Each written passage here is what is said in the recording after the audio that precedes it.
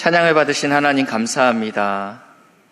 우리가 다할 수 없는 하나님의 은혜와 사랑을 받았기에 그 사랑으로 인하여 주님의 영광 위에서 살기로 결단하는 사랑하는 우리 귀한 믿음의 성도님들, 귀한 말씀을 듣고자 이 자리에 나왔사오니 성령 하나님 우리에게 친히 말씀하여 주셔서 주의 말씀이 깨달아지는 복된 은혜가 있게 하여 주시옵소서. 감사드리며 예수님의 이름으로 기도했습니다. 아멘. 저한테는 제법 오래된 핸드폰이 있습니다. 구형 핸드폰인데요. 여전히 그 핸드폰을 쓰는 이유는 아직 쓸만하기 때문입니다. 액정의 금은 갔어도 기능에는 전혀 문제가 없기 때문입니다. 만약 제가 핸드폰을 바꾸게 된다면 그때는 지금 쓰고 있는 핸드폰이 고장났을 때 그때 바꿀 거라고 생각합니다. 그런데 오늘 하나님께서 이스라엘 백성들에게 새 언약을 약속하십니다. 새 언약을 맺으시겠다고 하십니다. 옛 언약에 어떠한 문제가 있기 때문에 새 언약을 맺으시는지 우리 같이 본문 31절 함께 읽겠습니다. 시작. 여호와의 말씀이니라. 보라, 날이 이르리니 내가 이스라엘 집과 유다 집에 새 언약을 맺으리라. 아멘. 왜 이스라엘 백성들에게 새 언약이 필요합니까? 하나님은 왜 새 언약을 맺으시겠다고 말씀하시는 걸까요? 이유는 옛 언약이 깨졌기 때문입니다. 32절 상반절에 보시니까요, 이 언약은 새 언약을 이야기하고 있습니다. 내가 그들의 조상들의 손을 잡고 애굽 땅에서 인도하여 내던 날에 맺은 것과 같지 아니하다. 하나님께서 이스라엘 백성들을 출애굽하고 시내산에서 모세와 이스라엘 백성들 사이에서 언약을 맺었습니다. 근데 이것과는 다른 언약이다. 32절 하반절에 보시니까요, 내가 그들의 남편이 되었어도 그들이 내 언약을 깨트렸음이로다. 여호와의 말씀이니라. 하나님께서 남편이 되시고 이스라엘은 우리의 하나님의 신부가 되는 그러한 언약을 맺었는데 이 언약이 깨졌기 때문에 내가 새 언약을 주겠다라고 말씀하고 있습니다. 그도 그럴 것이 이스라엘 백성이 하나님께서 특별히 모세가 시내산에 올라가서 하나님의 언약을 받기 위해 올라갔을 때 시내산 아래서는 어떠한 일이 있었습니까? 황금 송아지를 만들고 이 신이 우리를 애굽에서 인도해낸 여호와다라고 방탕하게 섬기고 있었습니다. 이것은 마치 아직 언약의 잉크가 마르지도 않았는데 그들은 하나님을 배반하고 있다는 것입니다. 모세가 시내산에서 내려왔을 때 이 돌판을 깨트립니다. 마치 언약이 취소되는 것처럼 보이지만 모세의 중보로 인해서 이들에게 두 번째 기회가 찾아옵니다. 하나님께서 다시 한번 돌판을 이스라엘 백성들에게 주신 것입니다. 이스라엘 백성들은 신혼 때부터 벌써 위태위태한 결혼의 언약 관계를 가지고 가는 것입니다. 하나님과의 언약에서 신실하지 못한 이스라엘의 태도, 그렇지만 하나님은 신실하게 하나님의 사람들을 보내서 그 언약을 이어가고 있었습니다. 광야에서 이스라엘 백성들은 끊임없이 불평과 불만으로 하나님께서 이스라엘 백성들을 목이 곧은 백성이다 라고 이야기했고요. 사사기에서는 그들에게 왕이 없으므로 자기의 소견에 옳은 대로 행했다라고 이야기하고 있습니다. 그들에게는 눈에 보이진 않았지만 하나님이 왕이셨습니다. 그렇지만 눈에 보이는 하나님이 필요하지 않았던 것입니다. 그들에게는요. 또한 어떠했습니까? 이방의 왕이 있기 때문에 우리에게도 왕을 주십시오. 그렇게 간정의 애청함으로 하나님께서 그들에게 왕을 허락하셨습니다. 그의 결과는 어떻게 됐냐면요. 북이스라엘은 BC 722년에 아수르에 의해서 완전히 멸망하게 되고 남유다는 586년에 바벨론에 의해서 멸망하게 됩니다. 오늘 이 예레미야는 이 바벨론에게 멸망하는 이 시기에 기록했다라는 책입니다.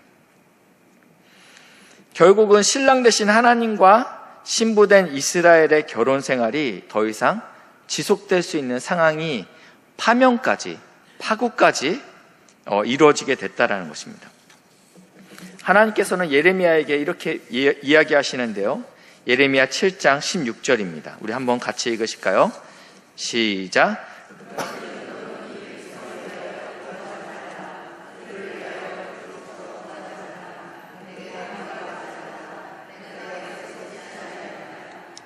무슨 말씀이십니까?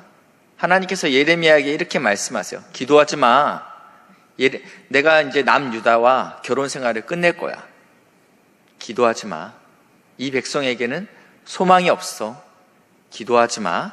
이렇게 이야기하고 있다는 것입니다. 옛 언약이 깨졌다라는 것입니다. 부부관계가 깨졌다고 말씀하고 있습니다. 바로 이때 하나님께서 이스라엘 백성들에게 예레미야에게 31장을 통해서 새 언약을 주시겠다고 말씀하시는 것입니다. 새 언약의 특징 첫 번째는요, 옛 언약을 폐하기 위함이 아니라 완성하기 위해서 주셨다라고 이야기하고 있습니다. 마태복음 5장 17절에 보니까요, 예수님께서 이렇게 말씀하세요. 내가 율법이나 선지자를, 이거는 구약 성경을 의미하고 있습니다.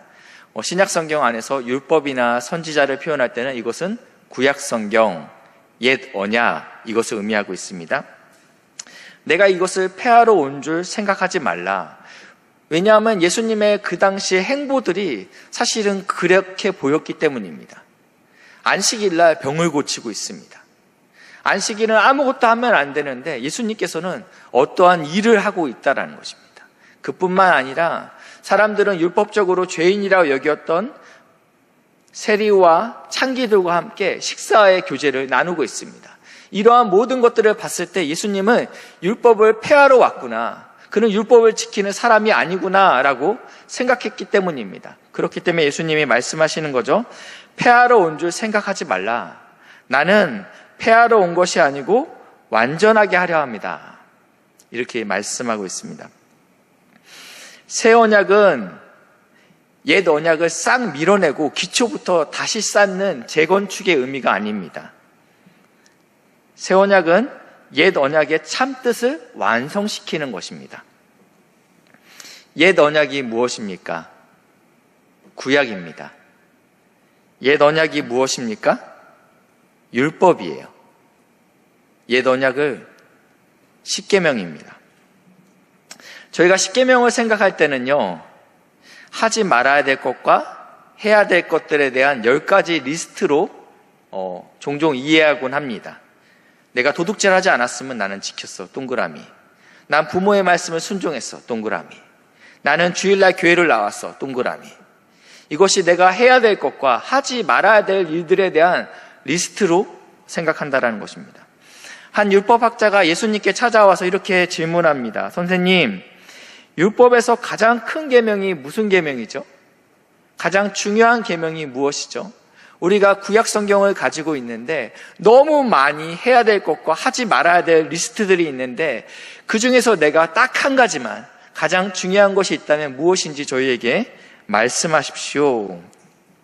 그러니까 예수님이 마태복음 22장 37절, 40절까지 말씀하셨는데요. 우리 교독하실까요? 예수께서 이르시되 내 마음을 다하고 목숨을 다하고 뜻을 다하여 주 너의 하나님을 사랑하라 하셨으니, 38절입니다. 둘째도 이와 같으니 내 이웃을 내 자신과 같이 사랑하라 하셨으니, 이 두 계명이 아멘. 예수님께서 말씀하십니다. 가장 중요한 게 있단다. 이 구약, 옛 언약에서 가장 중요한 게 무엇이냐면 전심으로 하나님을 사랑하는 것이란다. 이것이 첫 번째다. 그러면서 두 번째 이야기하세요. 내 이웃을 내 몸과 같이 사랑하라. 그러면서 40절에 이렇게 표현하고 있는데요. 이 두 계명, 하나님 사랑, 이웃 사랑, 전심으로. 이 두 계명이 온 율법과 선지자, 이 구약 성경의 강령이다. 근본이 되는 큰 줄기다라고 말씀하고 있습니다. 두껍지만 가장 근본적인 것, 장가지가 아니고 가장 기둥이 되는 줄기가 있다면 전심으로 하나님을 사랑하는 것이고 이웃을 사랑하는 것이다. 누가 정리해 주셨어요? 예수님이 정리하셨어요. 예수님께서 옛 언약, 구약, 율법, 십계명을 이렇게 정리하셨다라는 것입니다. 하나님 사랑과 이웃 사랑이다. 이것은 구약을 예수님께서 새롭게 해석하신 것이 아닙니다. 이미 신명기에 기록된 내용을 예수님께서 인용하셨다라는 것입니다. 신명기 6장 5절 말씀입니다. 같이 읽겠습니다. 시작.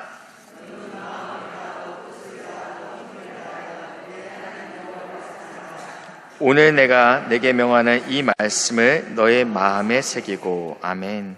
신명기 안에 이미 하나님께서 전심으로 나를 사랑해라 라고 말씀하고 있다는 것입니다.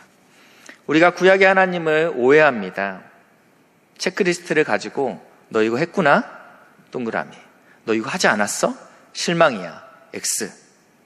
이걸 무섭게 체크하고 있는 하나님으로 오해한다라는 것이에요.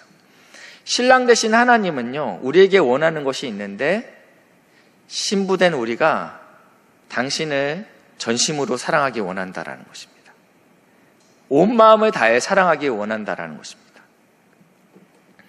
하나님은 마음이 없는 헌신, 그리고 감사가 고백되어지지 않는 헌금에 대해서 굉장히 괴로워하십니다. 신랑 되신 하나님께서 신부된 우리에게 무엇을 요구하신다고요? 전심을 요구하신다는 거예요. 그러나 신부된 이스라엘 백성이 전심으로 죄악 가운데 달려가고 있는 것들을 예레미야 17장 1절에 기록하고 있습니다. 유다의 죄는 금강석 끝 철필로 기록되되, 어디에 기록됐냐면 그들의 마음의 판과 그들의 제단의 뿔에 새겨졌다. 전심으로 하나님을 사랑해야 되는데 현실은 어떠하냐면 금강석, 다이아몬드입니다. 강도가 가장 세죠. 근데 그 날카로운 끝으로 지금 마음판과 그리고 제단의 뿔에 새겨졌다라는 것입니다. 저는 7년 전에 아주 새 차 같은 중고차를 구입하게 됐습니다. 너무너무 깨끗해서, 차가 깨끗하면 마음이 신나지 않습니까? 새 차도 열심히 했어요. 어느 날 새벽 예배를 가기 위해서 일찍 나왔는데, 그전에는 보지 못했는데 트렁크 쪽에 새똥이 아주 강력하게 굳어 있었습니다. 깨끗한 새 차에 새똥이 있으면 기분이 좋지는 않죠. 그래서 얼른 차에서 물티슈를 꺼내서 열심히 닦았는데 이게 딱딱하게 굳어 있었기 때문에 닦이지 않았습니다. 그래서 집에 가서 포트에 물을 끓였습니다. 그리고 무엇으로 이것을 닦으면 좋을까 보다가 철수세미를 갖고 나왔습니다. 물을 졸졸졸 뿌리면서 철수세미로 하는데 이 새똥이 아주 깨끗하게 사라지면서 그 뒤 트렁크에는 철수세미의 날카로운 기스 자국이 아주 깊게 패였습니다. 이제는 트렁크를 통째로 갈지 않으면 해결되지 않는 상태가 됐다라는 것입니다. 마치 남유다의 상태가 이러했다라는 것입니다. 금강석, 그 날카로운 강도가 센 다이아몬드의 그 철심 끝으로 지금 그들의 마음판에 유다의 죄가 강력하게 새겨졌다라는 것입니다. 히브리인들에게 마음은 감정이 있는 장소가 아닙니다. 그들의 생각과 의지가 머무는 장소를 마음이라고 표현합니다. 사람은 쉽게 변하지 않는다고 하죠. 그렇지만 우리의 마음은 언제나 수시로 변합니다. 아침에는 기뻤다, 저녁이 되면 피곤하고 짜증이 나는 것이 우리의 마음의 상태입니다. 그렇지만 우리의 생각, 가치가, 태도, 이런 것들은 변하지 않죠. 쉽게 변하지 않죠. 근데 그 유다의 제약이 어디에 새겨졌냐면 그의 가치관과 생각과 태도에 아주 깊숙이 새겨져 각인되었다라는 것입니다. 두 번째, 어디에 새겨졌냐면 제단의 뿔에 새겨졌다라고 이야기합니다.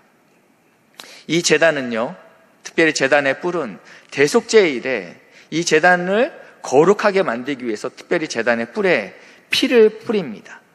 그리고 죽어야 될 죄인이 있다면 달려와서 제단의 뿔을 붙잡으면 그 사람은 죽지 아니에요.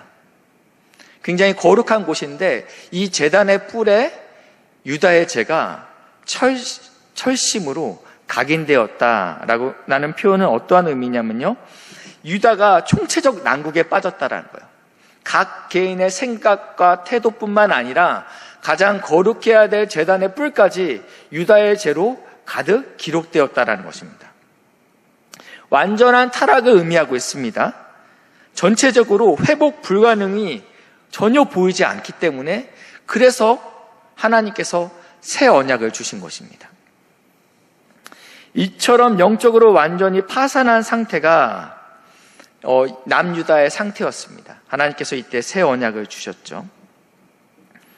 그러므로 우리가 이제는 기쁨으로 온전히 하나님을 섬길 수 있습니다. 첫 번째 새 언약의 특징은 옛 언약을 폐하기 위함이 아니라 온전케 하기 위해서 주셨다라고 말씀드렸습니다. 새 언약의 두 번째 특징은 새 언약의 주체는 내가 아니고 우리 안에 내주하시는 성령이라는 것입니다. 한번 우리 신명기 말씀과 예레미야 말씀을 비교하겠습니다. 둘 다 구약에 있습니다. 비슷해 보입니다. 차이가 없어 보여요. 내용은 같습니다. 전심을 다하라는 내용이에요. 그렇죠? 전심으로 마음과 뜻을 다해서 하나님을 사랑해라. 새 언약도 보시면요, 우리의 마음속에 기록한다라는 거예요. 그러니까 마음을 들여라 이 얘기를 하고 있어요. 여기에 차이가 있다면 주어의 차이가 있습니다. 옛 언약에서는 너가 그렇게 살아봐, 너가 전심을 다해 하나님을 사랑해봐, 나를 사랑하지 않겠니? 그렇지만 새 언약에서는 뭐라고 말씀했냐면 내가 네 마음판에 기록할 거야. 주어가 하나님이 됐다라는 것입니다. 예레미야와 같은 시대에 활동했던 선지자가 있습니다. 에스겔 선지자입니다. 예레미야는 남유다가 멸망할 때 예루살렘에서 너희가 바벨론에게 잡혀갈 것입니다 라고 선포했던 선지자라면, 에스겔 선지자는 이미 바벨론으로 포로로 잡혀갔어요. 그 적국의 땅에서 새 언약을 선포하는데요, 에스겔 36장 26절 말씀입니다. 우리 한번 같이 읽겠습니다. 시작.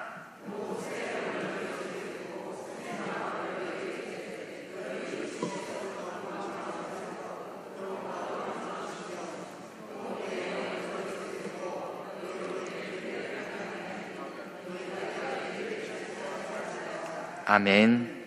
여기서 단어만 좀 바뀌었습니다. 어떤 단어가 바뀌었냐면 예레미야는 나의 법을 너의 마음에 두겠다라고 이야기했어요. 나의 법을. 그런데 오늘 에스겔 선지자는 첫 번째는 새 영을 너희 속에 두겠다. 너희 속에 두는 건 똑같아요. 너희 마음 속에 두는 건 똑같은데 새 영이라고 표현했고, 두 번째는 새 마음을 이라고 표현했고, 27절에 보니까 내 영을 너희 속에 두어 라고 표현하고 있습니다. 그러니까 여기서 말하는 이 새 언약의 특징은 하나님께서 주어가 되시지만 내가 너희들 안에 성령을 주시겠다. 그러므로 너희가 나를 전심으로 사랑할 수 있게 만들겠다. 전심으로 순종할 수 있게 만들겠다라는 것이 새 언약의 두 번째 특징이라는 것입니다. 마음을 다한 하나님의 뜻을 행하는 주체가 더 이상 우리가 아닙니다. 내가 아닙니다. 이제는 우리 안에 내주하시는 성령께서 그렇게 하시겠다라고 말씀하시는 것이 새 언약의 두 번째 특징입니다. 이렇듯 하나님은 옛 언약을 완전하게 할 새 언약을 우리에게 줄 것을 말씀하셨고요. 또 하나님께서 친히 우리 마음에 이것을 새기고 행하게 하시겠다라고 말씀하십니다. 로마서 8장 3절 말씀인데요. 보시면 율법이라고 표현하고 있어요. 율법은 뭐죠? 옛 언약이죠. 옛 언약. 율법이 육신으로 말미암아 연약하여 할 수 없는 그것은, 이 율법이라는 것은 전심으로 하나님 사랑하고 이웃 사랑이야 예수님께서 설명해 주셨죠. 근데 육신, 주체가 내가 되면 할 수 없다라고 표현하고 있어요. 그러나 어떻게 할 수 있냐? 하나님이 하신다. 곧 죄로 말미암아 자기 아들을 죄 있는 육신의 모양으로 보내어 육신의 죄를 정하사, 하나님께서 자신의 아들 예수를 우리에게 보내심으로 말미암아 이 새 언약이 시작됩니다. 어떻게 시작되냐면 더 이상 우리가 내 스스로 내 자아로 살아내지 아니하고 그 영을 따라 이제는 우리 안에 성령이 내주하시죠. 약속하셨잖아요. 성령이 내주하심으로 말미암아 이제는 주체가 내주하시는 성령으로 말미암아 살아내는 성도가 됐습니다. 우리에게 율법의 요구가 뭐예요? 전심으로 하나님 사랑, 이웃 사랑이죠. 그 율법의 요구를 이루어지게 하셨다라고 말씀하고 있다는 것입니다. 여기 계신 저와 사랑하는 우리 성도님들 안에 이미 새 언약 안에 있는 줄 믿으시기 바랍니다. 이 언약으로 인하여 우리는 하나님의 자녀가 되었고 내주하시는 성령으로 인하여 우리가 온전히 기쁨으로 하나님을 사랑할 수 있게 되었습니다. 하나님의 뜻대로 순종할 수 있게 되었다라는 것입니다. 그렇다면 새 언약을 받은 성도들의 삶은 어떠해야 됩니까? 앞에서 계속적으로 말씀드렸듯이 언약의 강령, 근본이 되는 줄기는 전심으로 하나님 사랑, 이웃 사랑이라고 말씀드렸습니다. 그렇기 때문에 첫 번째는 전심으로 하나님을 사랑해야 됩니다. 오늘 말씀에 새 언약을 주시겠다고 약속의 말씀은 아직 남유다가 완전히 멸망하지 않은 상태에서 주시는 말씀입니다. 어떠한 이야기냐면 아직 이혼 서류에 도장을 완전히 찍지 않았어요. 4주 후에 보겠습니다. 지금 그 상황이라는 거예요. 이미 1차 포로가 잡혀가고 2차 포로가 잡혀가서 성전의 중요한 물건들, 중요한 사람들, 다니엘의 친구들, 에스겔, 이러한 사람들을, 쓸만한 사람들은 다 바벨론의 포로로 잡혀가서 남아있는 사람들은 죄송하지만 희망이 없는 사람만 남아있었어요. 지금 이런 상황에 마지막 최종 도장, 남유다의 완전한 멸망을 찍기 전에, 이혼 서류의 도장을 찍기 전에 하나님께서 새 언약, 다시 결혼할 것들에 대해서 이야기하고 있다는 것이에요. 어떻게 그럴 수 있습니까? 신부인 이스라엘은 끊임없이 하나님을 배반하고 집을 나가서 방탕하게 바람을 피웠습니다. 여전히 죄 가운데 있을 때 하나님께서 먼저 우리를 뜨겁게 사랑하시어 새 언약을 약속하신다라는 것입니다. 탕자가 아버지의 품을 떠났습니다. 아버지의 유산을 가지고 떠나게 허랑방탕하게 모든 재산을 다 낭비하고, 그리고 손에 쥔 것이 없이 내가 차라리 아버지의 집에 품꾼으로 들어가면 이것보단 낫겠다라고 생각해서 고향으로 돌아갑니다. 그 마음 가운데는 일말의 생각이라도 내가 다시 예전처럼 아들의 지위를 회복할 거라는 마음은 먹지 못했을 거예요. 나는 그냥 종처럼 살아야 되겠다. 양심이 있다면 그런 생각을 할 수 없죠. 고향까지 와서 마을 입구에서 서성거릴 때 가장 높은 곳에서 언제나 내 아들이 돌아올까 지켜보고 있는 아버지께서 아들을 향해 뛰어가십니다. 그리고 그를 와락 앉습니다. 그리고 어떻게 이야기해요? 너의 주급은 10,000원이다. 시급이 5,000원이다. 이렇게 얘기하지 않았어요. 사랑하는 아들을 위해서 신을 신기고 옷을 입히고 성대한 잔치를 열게 됩니다. 아들의 지위를 온전히 회복시키십니다. 우리는 전심으로 하나님을 사랑할 수 없습니다. 근데 먼저 하나님께서 전심으로 우리를 사랑하셨어요. 그 사랑을 깨닫는 자는 하나님을 사랑할 수 있다라는 것입니다. 바라기는 우리의 하나님의 사랑을 깨달음으로 우리가 하나님의 사랑과 구속의 은혜를 날마다 체험하고 기억하시는 성도님들 되시길 주님의 이름으로 축복합니다. 두 번째는요, 하나님을 알므로 이웃사랑을 실천해야 됩니다. 하나님을 알지 못해도 이웃을 사랑할 수 있죠. 예수 믿지 않아도 이웃에게 사랑을 보일 수 있어요. 근데 오늘 본문에 보니까 하나님을 알아야 이웃을 참으로 사랑할 수 있다. 본문 34절인데요. 같이 읽겠습니다. 시작.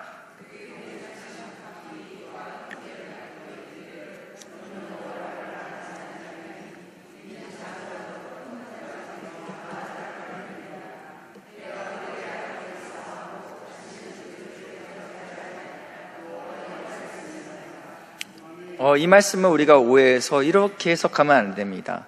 예수를 믿는 초신자 할지라도 이미 성령이 우리 안에 내주하시기 때문에, 성경의 저자인 성령이 내주하시기 때문에 나는 말씀을 깨닫는데 어떠한 지도도 필요하지 않아. 이렇게 오해 안 하셨으면 좋겠어요. 물론 성령이 우리 안에 내주하시기 때문에 친히 우리에게 성경을 볼 때마다 우리에게 말씀해 주십니다. 그러나 오늘 본문에서는 이 하나님을 안다라는 의미는 단지 인지한다, 지식적으로 깨닫는다라는 의미가 아니라는 것입니다. 이것은 하나님에 대한 관계적인 알미입니다. 그러니까 말씀의 순종함으로 더 깊어지는 알미입니다. 어떻게 하나님을 아는 것과 이웃사랑이 상관이 있습니까? 이 예레미야 안에서 하나님을 안다라는 의미를 좀 같이 좀 봤으면 좋겠는데요. 예레미야 9장 24절 말씀인데요. 자랑하는 자는 이것으로 자랑할지니 곧 명철하여 나를 아는 것과. 목사님 여기 써 있는데요. 성경 십독하면 이거 자랑해도 되는 거 아닌가요? 제가요 장절 주제 같은 거 다 암송하고 있습니다. 그거를 이야기하는 게 아니고요. 24절 하반절에 보시니까요. 나 여호와는 사랑과 정의와 공의를, 이게 하나님의 성품이죠. 그러니까 하나님을 안다라는 것은 하나님을 닮아간다라는 의미도 있는데, 이 하나님을 닮아가는 그 사랑과 정의와 공의를 어디에다 행하시냐면 우리가 발을 딛고 있는 이 땅에서 행하는 자인 줄 깨달아야 할 것이다 라고 말씀하고 있다는 것이에요. 성경의 지식이 뛰어난데 이웃을 사랑하지 않아요. 하나님의 성품이 우리 안에 솟아나지 않아요. 공의가 없어요. 그럼 죄송하지만 하나님을 아는 것이 아니고 스스로 속이는 자라는 것입니다. 예레미야 22장 16절도 한번 보실까요? 이거는 요시야 왕에 대해서, 그는 선왕이었습니다. 하나님을 경외하는 왕이었는데 그 왕은 어떠했냐? 가난한 자와 궁핍한 자를 변호했던 왕입니다. 그러니까 하나님의 성품을 드러냈던 왕이죠. 그가 어떻게 됐어요? 형통하게 됐죠. 이것이 나의 알미다라고 이야기하고 있습니다. 하나님을 안다라는 것은 하나님의 성품을 가지고 이 땅에서 가난한 자와 고아와 어려운 사람을 보호하고 변호하는 것이 하나님을 아는 것이다 라고 이야기하고 있습니다. 그렇기 때문에 우리가 하나님을 알므로 이웃사랑을 실천할 수 있다는 것입니다. 율법으로는 완전하게 소망에서 끊겼던 자가 하나님께서 새 소망을 주심으로, 새 언약을 주심으로 어떻게 주셨어요? 예수께서 십자가에 죽으심으로 우리 안에 그것을 믿음으로 성령이 내주하게 되므로 우리가 이제는 기쁘게 하나님을 사랑하게 됐고 또 온전히 이웃을 사랑할 수 있는 능력이 우리 안에 있다라는 것입니다. 찬송가 289장 가사는요 이렇게 시작됩니다. 주 예수 내 맘에 들어와 계신 후 변하여 새 사람 되고. 예수님께서 이제 성령이 우리 안에 내주하시면 아 좋다, 나 구원받았다, 여기서 머무르지 않고 변하여 새 사람이 된다라는 거예요. 2절 보시면 똑같아요. 주 예수 내 맘에 들어와 계신 후 망령된 행실을 끊고. 예수가 우리 안에 들어오면, 내주하는 성령이 우리 안에 들어오면 우리는 새로운 피조물이 된다라는 거예요. 새 언약을 이뤄낼 수 있는, 전심으로 하나님 사랑과 이웃 사랑을 살아낼 수 있는 능력이 우리 안에 있다라는 것입니다. 내가 잘나서가 아니고 내주하는 성령께서 우리 안에서 강권하신다라는 것입니다. 그래서 이 찬양의 가사에 후렴이 이렇게 되잖아요. 주 예수 내 맘에 오심, 주 예수 내 맘에 오심, 물밀듯 내 맘에 기쁨이 넘치. 주 예수 내 맘에 오심. 우리 안에 내주하시는 성령께서 우리 안에서 하나님의 사랑을, 그리고 이웃을 향한 사랑들을 능력 있게 드러내시는 믿음의 동역자들 되시길 주님의 이름으로 축복합니다. 말씀을 정리하겠습니다. 하나님을 끝까지 사랑하시는 하나님께서 먼저, 하나님께서 끝까지 사랑하시는 그 사랑으로 죄인된 우리가 그분의 언약 안에 있게 되었습니다. 그 놀라운 사랑과 은혜를 깨달아 전심으로 하나님을 사랑하고 또 그 말씀에 순종하여 이웃사랑을 살아내는 복된 은혜가 사랑하는 우리 귀한 믿음의 동역자들 가운데 있기를 주님의 이름으로 축복합니다.